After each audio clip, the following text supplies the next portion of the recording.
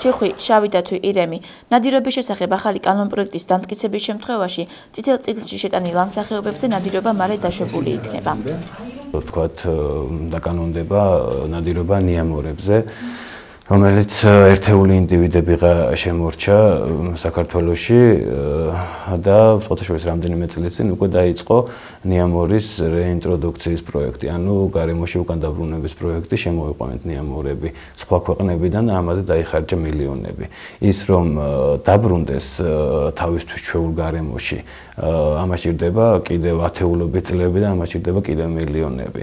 არა და ახალი ცვლილების მიხედვით შეიძლება სულ რამდენიმე ასეულარად მოკლან ნიამორი და მთლიანად რაც კი ნიამორია საქართველოში დარჩენილი სულ 5000 ლარი ეყოფა. ეს ადამიანები უკვე წლებია, რაც სანადირო სეზონის გახსნისთანავე გადიან. მთავარსამიზნეს ძირითადად გადამფრენი ფრინველები წარმოადგენენ. ნადირობის სიყვარულის მიუხედავად ამბობენ, რომ იშვიათი ჯიშების მოკლაზე ნების დართვა დაუშვებელია. ჩემი აზრით ყველაფერზე არ უნდა იყოს დაშვებული ნადირობა. ყველაფერზე რომელიც წითელ წიგნშია და გადაშენების ფაქტურად არ არის რა. აღარ არის, ახლა ირემზე რო ავიღოთ და ვილაპარაკოთ, აი ფიზიკურად აღარ დარჩა. ჯიხვზე ირემზე ნადირობა თავიდან აკრძალული იყო მიდღემში და მაგაზე იცემოდა თავიდან ლიცენზიები, ახლა მაგაზე რაღაც ლიცენზიები ხნებოდა, არაფერი არ იცემ, მაგაზე ნადირობა აკრძალულია. მე არ მინადირებია პირადად ჯიხვზე და ირემზე. ახალი კანონპროექტის დამტკიცების შემდეგ წითელი ნუსხის სახეობების გარდა ნადირობა დაშვებული იქნება ეროვნულ პარკებშიც. სპეციალისტები ამბობენ, რომ ამ შემთხვევაში ცხოველებს ბუნებრივ პირობებში გამრავლების საშუალება მოესპობათ. თუ ეს კანონპროექტი ისე დამტკიცდა, როგორც არის წარმოდგენილი, ვფიქრობთ, საფრთხის წინაშე მყოფ სახეობების მდგომარეობას კიდევ უფრო გაართულებს, პრაქტიკულად გადაშენების საფრთხის წინაშე დააყენებს.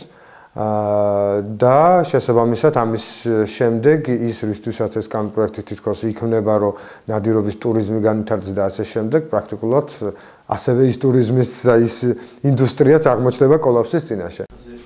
არასამთავრობო ორგანიზაცია მწვანე ალტერნატივას წარმომადგენლების თქმით, კანონპროექტის დამტკიცების შემთხვევაში საქართველო არაერთ საერთაშორისო კონვენციას დარღვევს. მისი მიღება არამომგებიანი იქნება დასავლეთთან პოლიტიკური ურთიერთობის თვალსაზრისითაც. ირაკლი მაჭარაშვილი ეკონომიკურ ფაქტორზეც საუბრობს. იმ კანონპროექტის დამტკიცება გამოიწვევს ძალიან ბევრი სამუშაო ადგილების დაკარგვას რეგიონში და ეკონომიკური სიტუაციის გაუარესებას იმ ადამიანებისათვის, ვინც აქამდე დაკავშირებულია, მათი საქმიანობა დაკავშირებულია ეკოტურიზმთან. ერთი მონადირე ტურისტის შემოსვლა შეიძლება მან მეტი გადაიხადოს, ვიდრე სიტყვაზე 30-მა ჩვეულებრივმა ეკოტურიზმმა, მაგრამ ის გადაუხდის ერთ ადამიანს. ხოლო იმ 30 ეკოტურიზმი შეიძლება უხდიდა 30 ადამიანს. კანონპროექტის ინიციატორი ენერგეტიკისა და ბუნებრივი რესურსების სამინისტროა. მისი წარმომადგენლები ინტერვიუზე უარს ამბობენ, თუმცა სატელეფონო საუბარში აცხადებენ, რომ საკითხი საპარლამენტო კომიტეტს აქვს გადაცემული. კომიტეტის თავმჯდომარის მოადგილის ზაზა გამცემლიძის თქმით კი კანონპროექტი წინასწარი განხილვის პროცესშია და მის საჯარო მოსმენამდე კომენტარის გაკეთებისგან თავს იკავებს.